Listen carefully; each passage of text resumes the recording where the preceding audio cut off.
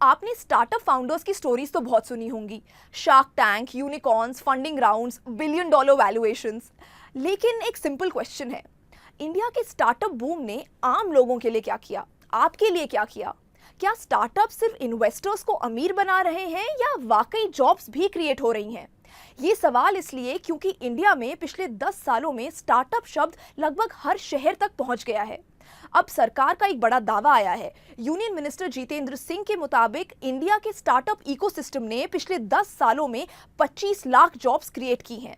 अब अगर ये नंबर सही है तो स्टार्टअप मूवमेंट सिर्फ इनोवेशन की नहीं, एम्प्लॉयमेंट की भी कहानी बन चुकी है।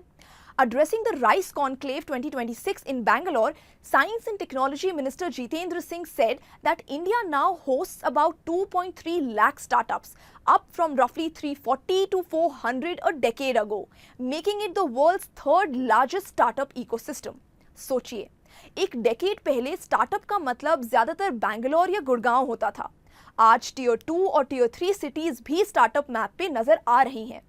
अब 25 लाख जॉब सुनने में तो बहुत बड़ा नंबर है, लेकिन जब ये हेडलाइन आप पढ़ते हैं तो शायद आपके दिमाग में भी वही सवाल आता है जो मेरे दिमाग में आया।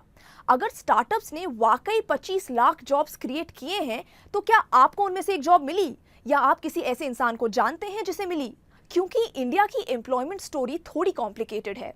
एक तरफ स्टार्टअप्स जॉब क्रिएट कर रहे हैं, वहीं दूसरी तरफ हर साल लाखों नए ग्रेजुएट्स जॉब मार्केट एंटर कर रहे हैं। Engineering graduates, MBA graduates, college pass outs सब नौकरी ढूंढ रहे हैं। यानी चैलेंज सिर्फ जॉब्स क्रिएट करने का नहीं, चैलेंज स्केल का भी है। और सबसे इंपॉर्टेंट, स्टार्टअप्स एग्जैक्टली किस टाइप की जॉब्स क्रिएट कर रहे हैं? परमानेंट, कॉन्ट्रैक्चुअल, हाई पेइंग या गिग इकोनॉमी वाली? गवर्नमेंट का नंबर डायरेक्ट और इनडायरेक्ट स्टार्टअप लेड एम्प्लॉयमेंट को रिफ्लेक्ट करता है, लेकिन स्टार्टअप इकोसिस्टम की रियलिटी भी उतनी ही इंपॉर्टेंट है। फंडिंग साइकिल्स आती हैं, लेऑफ्स भी आते हैं, कई स्टार्टअप्स बंद भी हो जाते हैं। फंडिंग विंटर के बाद 2022 से लेकर 2024 के बीच में 130 से ज्यादा इंडियन स्टार्टअप्स ने कलेक्टिवली 37,000 लोगों को जॉब से ले ऑफ किया।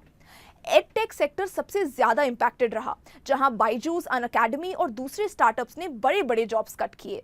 सिर्फ 2023 के पहले 4 महीनों में ही ऑलमोस्ट 6,000 स्टार्टअप एम्प्लॉयज ने अपनी जॉब्स खोई थी।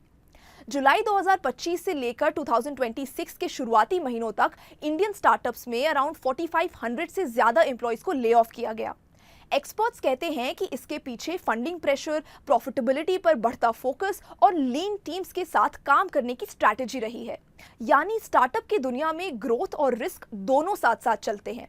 फिर भी एक बात क्लियर है कि पिछले 10 सालों में इंडिया ने स्टार्टअप्स को एक नेशनल पॉलिसी का हिस्सा बनाया है। Startup India, digital India, UPI, Aadhaar based digital infrastructure, इन सब ने नए बिजनेसेस लॉन्च करना पहले के मुकाबले काफी आसान बना दिया है। इसी वजह से फिनटेक से लेकर health take, agri tech, space tech और एआई तक हर सेक्टर में नए वेंचर्स उभर रहे हैं।